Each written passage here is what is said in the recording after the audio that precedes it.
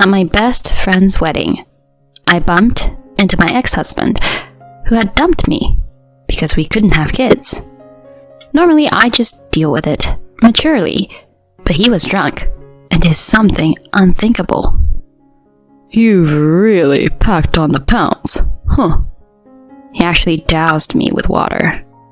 It's always been a problem, but to pull such a horrible stunt in public?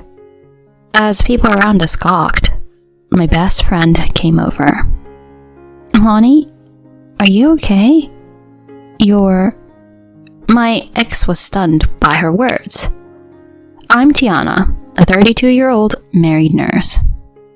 My job is demanding, but rewarding when patients thank me.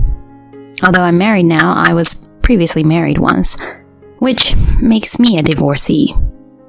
That first marriage is a painful chapter I'd rather forget. I was bad at judging men back then and even developed a mistrust for them. But let me start from the beginning of this dark chapter. I was 24 when I had an arranged meeting set up by my parents. Nursing is demanding. Managing medical supplies, patient communication, care plans, emergency drills. You can't slack off when lives are at stake. I chose this path, so no regrets. But it was exhausting. On my days off, I'd rather rest than go out, so I rarely met guys. I was okay with it, but my parents worried about me being single. So I gave the arranged meeting a try. That's where I met Lonnie, my ex-husband. He was outgoing and chatty, which helped ease my nerves at our first meeting. What do you enjoy doing, Tiana? I'm really into riding my motorcycle lately. I told him. I'm into reading. I love to relax at home with a book and tea. I'm hooked on mystery novels right now, collecting a whole series. Kind of spending a lot on them, though. I totally get it. When you're into a hobby, spending just happens. He was fun, and a good talker. For some reason, he seemed to take a liking to me, and after he pursued me, we dated, and married a year later. I had no idea then how much I'd regret marrying Lonnie. The first year seemed okay. We both worked, and shared household chores. But then, he started revealing his true colors. 2 years in, we tried for a baby. He really wanted kids. I bet our kids would be adorable. Boy or girl, I just want a bunch. Let's raise them together. I wanted his child too, so I agreed. But after 3 years, no baby. He started getting impatient and blamed me for our childlessness. I even got tested for infertility once. The results showed nothing wrong with me. Infertility isn't just about illness. Lifestyle, stress, timing, they all matter. Maybe my demanding job and night shifts played a part. He insisted it was all on me. But I don't think it's right to just blame me for everything. It's just that there's a higher chance of me being the cause. It's not like I have been told I can never have kids. I asked him to join me for infertility treatment, but he outright refused. There's no way I'm the problem. It has to be your infertility. You're the reason we don't have kids. This is terrible. This made him bossy, blaming me for being infertile. So Lonnie started strutting around, blaming me, his infertile wife, for everything and doing whatever he pleased. He was a classic male chauvinist, gradually dumping all the household chores on me, while he just goofed off at home. No matter how much I asked for help, he wouldn't lift a finger. If I were a stay-at-home wife, maybe it would have been a big deal. But both of us working, and me alone doing all the chores? No way. Especially as a nurse with lots of night shifts. It was natural for the quality of housework to drop. But he would complain about every little thing. Hey, the laundry was wrinkled. Fold it more carefully. And dinner tonight tasted bland. Are you slacking off? Make it better. I was so fed up with his selfish remarks. I'm exhausted from work too, you know. Doing household perfectly is impossible. If you don't like how I do it, why don't you do it yourself? Housework is a wife's job. Just shut up and listen to your husband. You should be grateful I haven't divorced a useless woman who can't even have kids. He kept blaming me for being infertile and started to skimp on the household expenses, saying he didn't want to waste money on an infertile wife. He only contributed $335 to our monthly expenses, keeping the rest for himself. I had to dip into my salary and savings to cover the rest. Divorce crossed my mind, but it was tough to decide. My parents were so happy when I got married. I didn't want to let them down. I tried fixing things with Lonnie, but it didn't work. He despised me for being infertile, and I had grown suspicious of him. Trust was gone, and there was no way we could reconcile. His behavior worsened, and he started womanizing. He'd stay out drinking late and go out on weekends. He often came home late, reeking of woman's sweet perfume. He claimed it was for business entertainment, but I doubted it. In 2 years, I found out about 3 affairs. 2 were with bar women, and 1 was a college student who had been deceived into thinking he was single and was seriously into him. When they found out he was married, it turned into a huge mess. I'd rather not remember that trauma. Naturally, my love for him faded fast. Then, when I was 30, a decisive event happened. He hurled cruel words at me. I'm sick of an infertile hag. I'm going to marry a young girl who can have my kids. That's how he discarded me like trash. I got some alimony based on evidence of his affairs, but it wasn't much. The woman deceived by Lonnie was one thing, but the other 2 disappeared, so I couldn't claim alimony from them. I told my parents we split due to incompatibility. It was hard seeing them upset. Post-divorce, I was down for a while. No regrets about leaving him, since I no longer loved him, but I mourned the wasted 5 years. I should have left him sooner. Why didn't I see it earlier? I was indecisive and foolish. But Glenn, my current husband, helped me through it. He'd been a friend since college, popular, caring, and kind. We'd always been close, and he'd listened to many of my troubles. He supported me through my hardest times, even after marriage. I vented to him about work, being blamed for infertility, and Lonnie's cheating. Of course, I told him first about the divorce, and he said this to me. Sounds like he was a real jerk. I think you made the right choice, divorcing him. You've had it tough. Absolutely. I wasted so much time. I'm so disappointed in myself for not seeing through him. I think I'll stay away from marriage for a while. Actually, there's something I've been wanting to say. Would you consider dating me with the intention of getting married?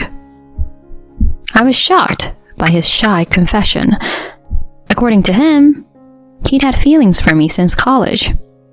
But he was focused on his startup and worried about failing, so he never confessed.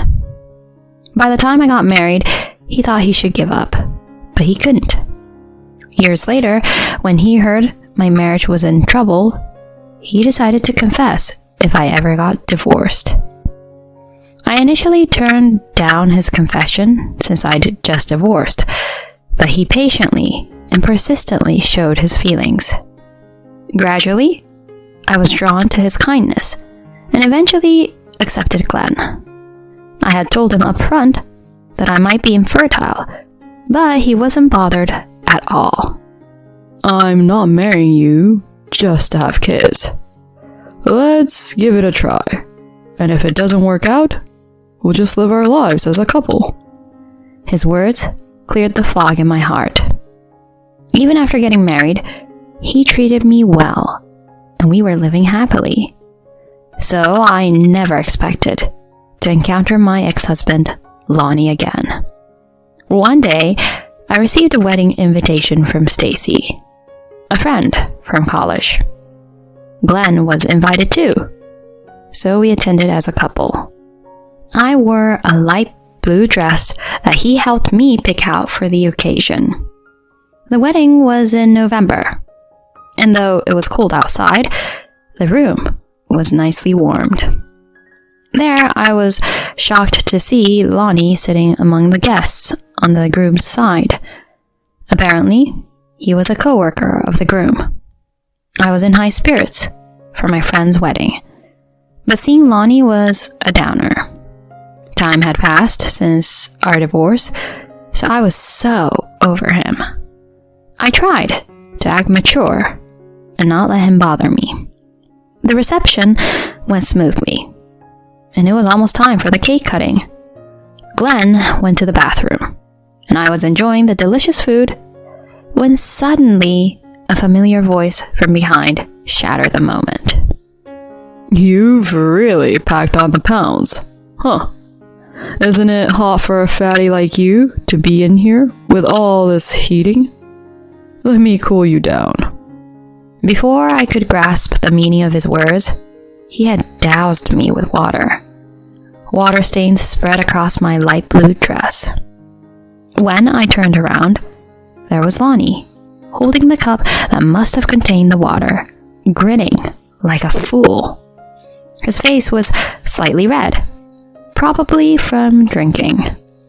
The crowd fell silent, and voices of condemnation rose towards Lonnie. I was more astonished than angry. I always knew he was senseless, but doing such a stupid thing in front of everyone? You're the worst. I was trying to ignore you, and you pulled this? Aren't you embarrassed to be such an idiot as an adult? He just laughed mockingly, ignoring my icy tone. Look who's talking. An infertile pig. But you've been living a miserable life since I dumped you. That pretty dress doesn't suit you. It's just pathetic. Guests were staring at him with disgusted expressions, yet he shamelessly continued mocking me. Then my best friend, Stacy, hearing the commotion, rushed over. Seeing me drenched, she turned pale. Are you okay? You're drenched. I'll get you a towel and some clothes to change into. Just wait. Don't worry about it. It'll air dry. No, waiting for it to air dry will just make you cold. Being cold is the last thing pregnant women need, you know? Lonnie, hearing this, let out a dumbfounded, Huh? He had been mocking me for being infertile, but now, hearing I was pregnant, his reaction was expected. I smiled at the stunned Lonnie. I didn't gain weight. I'm pregnant. Just so you know, I got pregnant soon after remarrying my current husband. Turns out the infertility issue was yours. His face turned ashen at my words, but his misfortune didn't end there. My husband Glenn, returning from the restroom, rushed to me, glaring at Lonnie and shouted, What did you do to my wife? Then Lonnie, seeing Glenn's face, exclaimed in shock, Oh my gosh, why are you here? Turns out Lonnie's company's major client was Glenn's company. If Glenn cut ties, Lonnie's company would face a crisis. Knowing that Glenn was my husband, Lonnie turned pale. Then Lonnie's boss and even the company president came rushing over to apologize to me. I'm terribly sorry for our employee's inexcusable behavior. Meanwhile, my husband angrily declared the deal was off. Hearing this, Lonnie started to desperately apologize. I'm so sorry. Please, not the deal. Glenn responded to his apology. You're apologizing to the wrong person. Then Lonnie, realizing his mistake, turned to me and apologized. I'm extremely sorry for what happened. Please, forgive me. I looked at him with cold eyes. Seeing him in this pathetic state didn't give me any satisfaction. Just having him in my sight was unpleasant. To avoid further annoyance, I decided to leave. Your apology is unnecessary. You're just sorry to save face, right?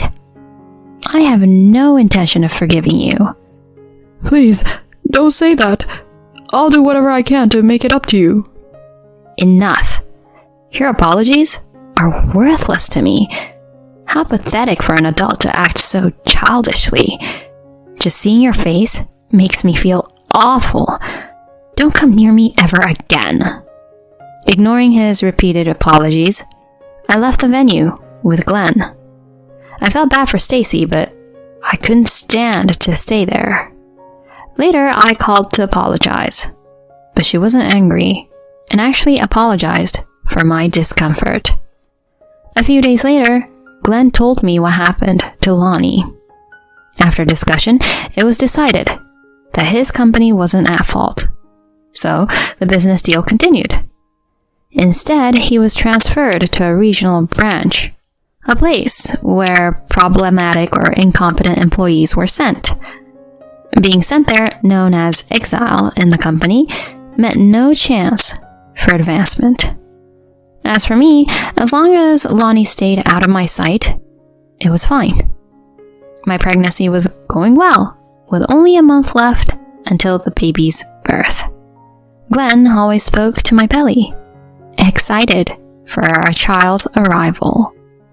Being loved by my husband and blessed with a child, I felt truly happy.